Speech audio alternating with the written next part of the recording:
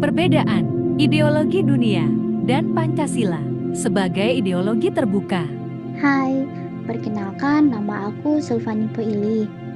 Halo semuanya, di video ini kita akan membahas perbedaan antara dua ideologi besar dunia yaitu liberalisme dan komunisme dibandingkan dengan ideologi Pancasila yang kita anut di Indonesia. Yuk kita mulai. Pengertian ideologi. Mengapa penting bagi sebuah negara memiliki ideologi? Apa itu ideologi? Ideologi adalah landasan pemikiran dan nilai-nilai yang terbentuk sistem politik, ekonomi, dan sosial dalam suatu negara. Adapun penjelasan lain adalah kumpulan nilai, kepercayaan, dan cita-cita yang menjadi dasar dalam mengatur kehidupan bermasyarakat dan bernegara. Ideologi liberalisme. Pertama, ada menjunjung tinggi kebebasan individu. Yang kedua, pemerintah seminimal mungkin. Yang ketiga, ada liberalisme menekankan pada kebebasan individu dan pasar bebas. Pemerintah hanya bertugas sebagai mengatur, bukan pengendali. Selanjutnya, ideologi komunisme. Dalam komunisme, alat produksi seperti pabrik, tanah, dan sumber daya dimiliki secara kolektif oleh negara atau masyarakat. Hal ini dimaksudkan untuk menghindari kepemilikan pribadi yang menyebabkan ketimpangan ekonomi. Komunisme bertujuan menciptakan masyarakat tanpa perbedaan kelas, di mana semua orang dianggap setara. Tidak ada jurang antara si kaya dan si miskin, karena semua hasil kerja dibagi rata. Tiongkok dan Kuba adalah contoh negara yang menganut komunisme, meski Tiongkok kini menggabungkannya dengan sistem pasar. Kuba tetap mempertahankan sistem ekonomi terpusat dengan peran besar negara. Kelebihan dan kekurangan liberalisme dan komunisme. Kelebihan liberalisme adalah inovatif. Kebebasan tinggi. Liberalisme mendorong kebebasan individu dan kreativitas tanpa batas, sehingga inovasi dan pertumbuhan ekonomi bisa berkembang pesat.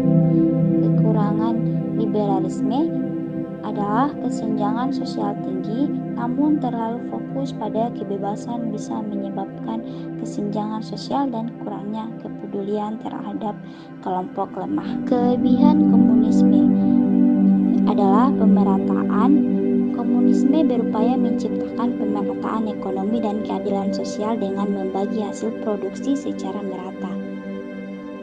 Kekurangan komunisme yaitu kurang menghargai kebebasan. Sayangnya, sistem ini sering membatasi kebebasan individu karena negara mengontrol hampir semua aspek kehidupan. Bisa dilihat ketiganya punya karakteristik berbeda. Liberalisme menekankan kebebasan individu, komunisme menekankan kolektivitas, sedangkan Pancasila mencari titik tengah di antara keduanya. Apa yang dimaksud dengan ideologi? A. Kumpulan aturan hukum dalam suatu negara. B. Panduan dalam menjalankan kehidupan sehari-hari. C. Kumpulan gagasan, keyakinan, dan pandangan hidup suatu kelompok. Jawaban apa yang dimaksud dengan ideologi adalah bagian C. Kumpulan gagasan, keyakinan, dan pandangan hidup suatu kelompok. Pertanyaan kedua, salah satu ciri dari sebuah ideologi adalah A. Hanya dipegang oleh sebagian kecil masyarakat. B. Mampu beradaptasi dengan zaman sambil mempertahankan esensinya. C. Berubah-ubah sesuai keinginan pemimpin. Jawaban salah satu ciri dari sebuah ideologi adalah di bagian B, yaitu mampu beradaptasi dengan zaman sambil mempertahankan esensinya. Selanjutnya pertanyaan ketiga, Pancasila berfungsi sebagai A. Ideologi tertutup yang tidak menerima perubahan. B. Dasar negara yang menjadi pedoman kehidupan berbangsa dan bernegara. C. Pedoman yang tidak bisa diterapkan dalam kehidupan sehari-hari. Jawaban Pancasila berfungsi sebagai ada di bagian B, yaitu dasar negara yang menjadi pedoman kehidupan berbangsa dan bernegara. Pernyataan narasi. Semua ideologi punya kelebihan dan kekurangan. Pancasila menyeimbangkan antara hak individu dan kepentingan bersama. Kesimpulan, sebagai ideologi terbuka, Pancasila mampu menyesuaikan diri dengan perkembangan zaman tanpa kehilangan nilai-nilai dasarnya.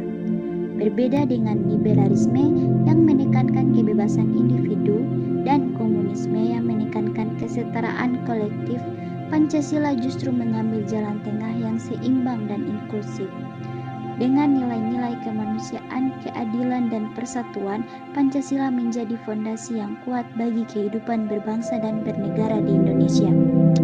Meskipun tantangan dalam implementasinya masih ada, Pancasila tetap relevan dan ideal untuk menjaga harmoni dalam masyarakat yang majemuk. Terima kasih.